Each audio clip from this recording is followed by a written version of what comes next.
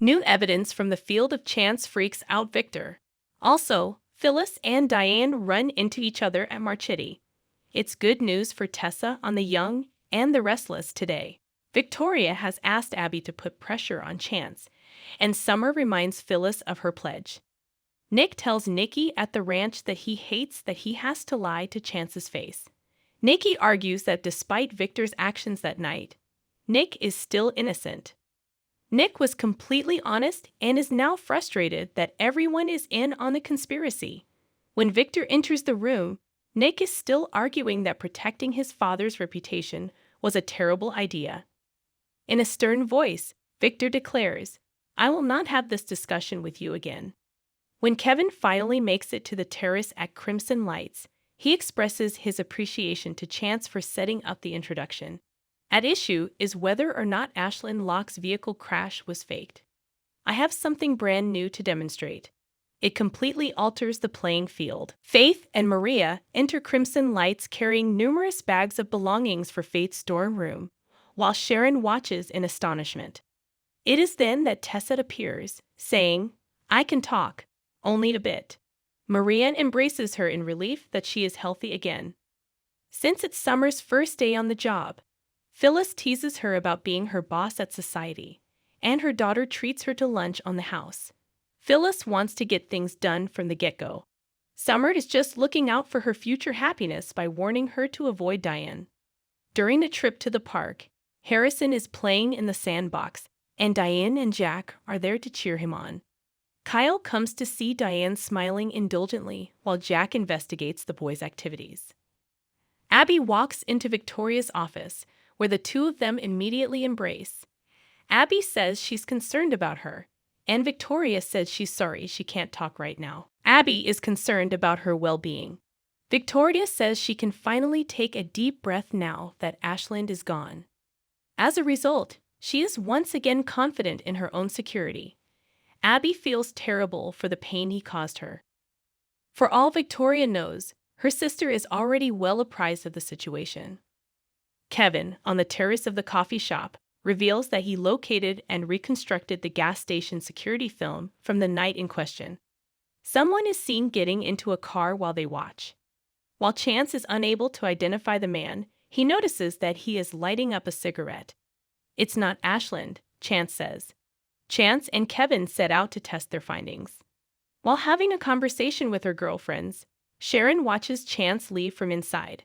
Maria says she'll be returning to Jabot and leaving Tessa in the care of Faith and her mother. Maria reveals that in addition to her duties in marketing, she has lately been promoted to the position of head of public relations. Marchetti and their new employees, such as Diane Jenkins, will be cared after by the PR team. Sharon is taken aback because she is an architect. Diane's resurrection and her past with Nikki are sources of wonder for them. Maria boasts that she is a hard worker, which is strange. Nick moans about the repercussions of the Ashland incident at work and has to accept a call to resolve an issue at the ranch. Victor observes him while he interacts with the other party. During a difficult time in the family, he is proud to see his kids step up and handle the situation. The Newmans always have done this. In the future, he hopes his typical sense of righteous outrage won't get in the way of anything. Jack catches up with Diane and Kyle in the park, where the latter remarking on how sweet it is to see his grandparents getting along.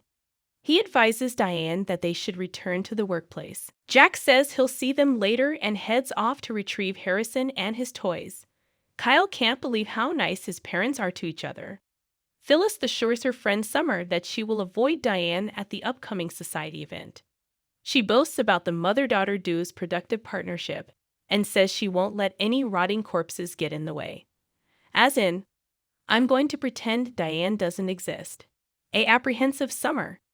After Maria's departure from Crimson Lights, Tessa was encouraged by her wife to think about the employment offer from Kyle and Summer. Tessa is reunited with Sharon and Faith, and they discuss how much Faith has matured. Upon receiving a text from Moses, the girl abruptly departs. In private, Tessa tells Sharon that she is terrified. "I thought, what if I never sing again?" Victoria is relieved that she can be honest with Abby at Newman. She claims that Ashlyn surprised her by stopping by late that night when she was alone. She had hoped for a calm discussion, but his rage made it clear that there was only one way to get rid of him. And "oh my God" escapes Abby's lips. Victoria explains how she thinks Nick's arrival saved her life. According to Victoria's memory, there was no heartbeat and a lot of blood. Victoria placed a call to Chance and then left the room with Nick. Upon their return, they found that Ashlyn had left. He was eventually located in the ravine, but the situation is far from resolved. "Please explain to me why Chance is unable to end this probe," she begs. "So, I have to ask, what does he expect to gain from this?" Upon returning to the ranch, Chance shows Victor the reassembled tape and inquires what if a man seen entering the rental car looks familiar. His security crew has the cigarette brand that one of his teammates smokes. For weeks, Victor has had his men keep a close eye on Victoria's home, just in case the package was dropped off there. As far as Chance is concerned, the butt didn't stick around for very long. Victor is confused as to what he should say in response. "What is it that you're hoping to hear?"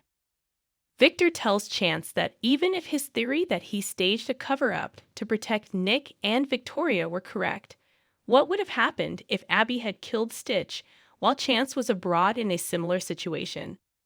Chance would have done what if Victor had stepped in to defend her. Abby reassures Victoria at Newman that Chance is frustrated that the investigation has delayed her ability to close the chapter on the past. "It's as if Ashlyn is still in charge," Victoria sighs.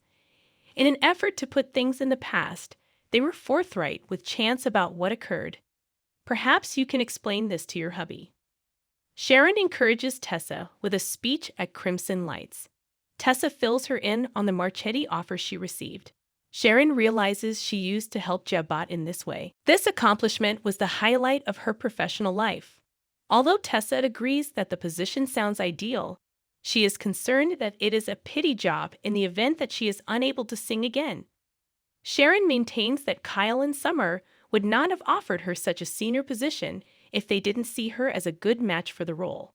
Plus, it might help her as a singer and draw more people to her shows. In addition, she'll be surrounded by a beautiful group of coworkers. Tessa realizes that she would be stupid to decline this offer. Kyle and Diane get to Jebo just as Summer is finishing up her introduction to Phyllis. Diane and Phyllis chat, with Diane making a joke about how she'll stay out of the redhead's way. Maria shows up and demands to know what's happening.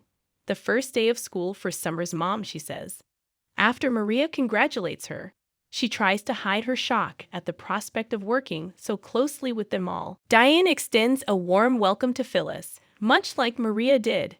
"That's why I'm crossing my fingers that this job turns out to be perfect for you." Phyllis gives her a warm smile and says, "I have every intention of making it that way." Maria hurries Diane out the door while Phyllis assures Kyle and Summer, "This is going to be great." When Nick and Nikki arrive at Crimson Lights, Tessa heads upstairs to rest her voice. "What's up, Sharon?" Sharon gets lats after they place an order. Nick tells Nikki the truth. Sharon is aware of everything. Sniffing, she asks Nicholas, "Why are you talking about family business with strangers?" Nick feels safe talking to her and was in need of someone to confide in. "A man's death was my fault, and that's a heavy burden to bear, Mama." Chance is fuming at the ranch because Victor wants to hurl a hypothetical at him as he presents hard data. That's why Victor needs him to respond to his inquiry. Chance is describing a genuine occurrence, while Victor is describing an imaginary one. Because he swore an oath to uphold this position, he cannot just ignore it whenever it becomes inconvenient. Victor tells him he needs to put his family first and not worry about his own demands as much as he does. Leaning in close, he admonishes, "Next time, Chance, old boy, don't point your finger at your father-in-law. Now have a nice day. Daughter, please accept my love." In a huff, Chance leaves. When Nick and Nikki get together at Crimson Lights, Nick gripes about how Victor has made them his criminal accomplices. Then, their phones ring. Victor wants to have a meeting with the whole gang out of the ranch. While Kyle and Summer watched from the sidelines, Phyllis signed her contract at Jabot. Kyle appreciates Phyllis's efforts to get along with his mother. We'll figure this out, I'm sure of it. In response, Phyllis says, "It's fairly clear in my mind what I aim to accomplish here." Phyllis texts Nikki and Ashley. "Just signed my Marchetti contract as Kyle and Summer leave. It's time for the festivities to begin." Chance is lost in thought as he traverses the park. Nikki and Nick join Victor at the ranch, and Victoria follows not long after. According to Victor, Chance has uncovered a discovery that would have severe repercussions for his security squad. Nick is curious as to how much closer Chance is to proving the truth.